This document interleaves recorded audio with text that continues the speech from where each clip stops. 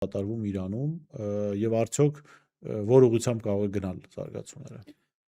Այս տեղի ունեցած եւ շարունակվող ցույցերը եւ մեթոդաբանությունը, որ կիրառվում է, սրանից մոտ 8 տարի առաջ էլ նույն ձևով իրենք փորձեցին Իրանում առաջացնել խժդժություն,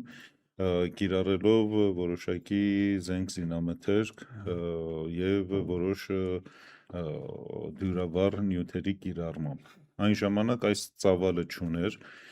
բայց նույն մեթոդաբանությունը իրենք կիրառել էին։ Ժամանակ առ ժամանակ Միացյալ Նահանգները եւ Արևմուտքը ընդհանուր իրենք նմանատիպ փորձարկումներ իրականացնում են